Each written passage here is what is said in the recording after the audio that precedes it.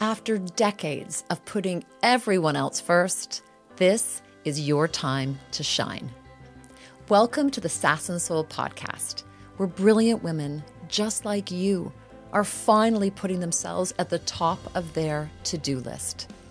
You are ready to reawaken your dormant dreams, take center stage, and unleash your full creative voice. I'm Cindy Kennedy, a seasoned life and leadership coach, global speaker, yogi, and the founder of the Center for Sass and Soul. I'm here to accompany you on your quest to live a wildly purposeful and pleasurable life. After all, success is personal. It's not about following a script, but answering the calling of your soul.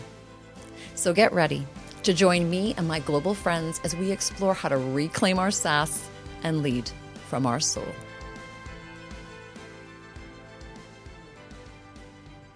Welcome back, you amazing woman. Do you, my lovely one, suffer from DVD?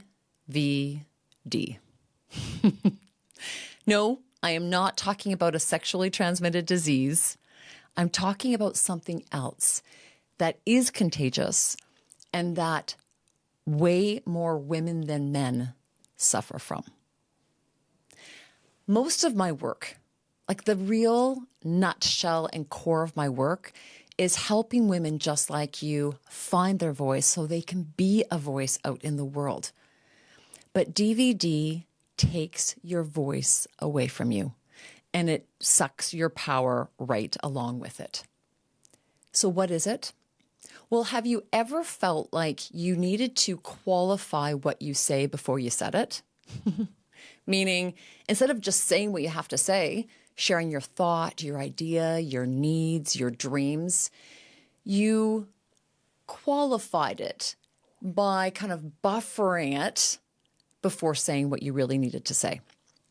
So for example, you might say something like, I'm not really sure if this is what you're thinking, but I'm thinking this. Or, I know this might not be right, but, and then you say your piece. Those are examples of DVD, otherwise known as double voice discourse. So double voice discourse is when we assume that someone's going to respond negatively to what we're going to say. So instead of just saying it, we're going to qualify what we're saying so we aren't hopefully misinterpreted, or our intention of saying what we're going to say is not misinterpreted. So people might not agree with us, or we're a little nervous about it. That's why we do it. We're fearful that they're not going to like what we say. So we're trying to kind of soften the blow or kind of feel into what they might think, which cuts our power off at the knees. When you have something to say, the only way it's going to have impact and cut through to people's minds, and most importantly to their hearts, is when you speak clearly and you go all in on your message. Yes, maybe there's something else you need to learn. It's not about knowing everything. It's going all in with what you need to say.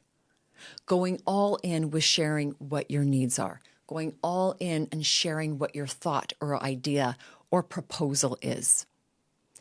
When you use double voice discourse, what happens is already you're introducing your message with hesitancy. And where there's hesitancy, people start making perceptions. Not just perception of your message, but perception of the messenger, you. So if you actually want a need to be met, if you actually want an idea to be heard, you need to get clear and stop the double voice discourse. These are some of the typical double voice discourses I hear a lot. Well, the number one is we start with the word sorry. We haven't even rammed anyone down in the hallway. We use sorry for like an introduction, to just introduce a thought, an idea. A hello can start off with a sorry. Stop apologizing. Excuse me, I don't know if I'm kind of interrupting you. No. Say what you need to say. If that person, it's not the right time to be, to meet with them, they'll tell you. You don't need to excuse yourself. You don't need to apologize. Oh, please correct me if I'm wrong. No. Say your piece and then give them the space and they'll correct you if you are wrong. You don't need to say it. These are the things we say and do often without even knowing. And the reason why it's so contagious is that so many of us do it that we just think it's the normal thing to do. In fact, we almost think it's the nice way of doing it, the kind way of doing it. You're not here to be nice. You're not here to be kind. Well, kind. Yes, we want to be kind. But you're here to be impactful, to be truth tellers, to be light bearers. Nice is We can be kind and impactful. Double voice discourse. I want you to reflect on your language from today on. Catch yourself when you're about to qualify something you're going to say. And usually we're qualifying what we're about to say based on assumptions. You're making assumptions, which means you don't actually know what someone's thinking. Even if maybe they've told you in the past, today's new. When you make assumptions, you might make an assumption that's going to work in your favor. Assume that they want to hear exactly what you think. Assume that they want to hear exactly what you need. So make new assumptions that are going to support you to stop qualifying your actual vocal message. And secondly, what I want you to do is use power statements. I think, I am, I feel, I envision, I dream. Power statements get straight to the point, and they show that your energy is all in. You are backing yourself. You are always your first sale, meaning if you can't sell to yourself, if you can't believe in your own thought or vision, idea, it's going to make it a lot harder for other people to buy into that as well. So, powerful woman, notice the DVD that you're doing, the double voice discourse that you are doing. Don't be hard on yourself. Catch yourself. Start to assume in a way that's going to work for you and start to use power statements. And pass this on.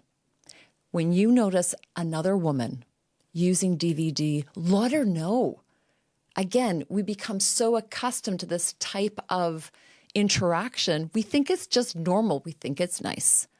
Reminder, she's more than nice. She's powerful. And share with her how to stop DVD. Lots of love.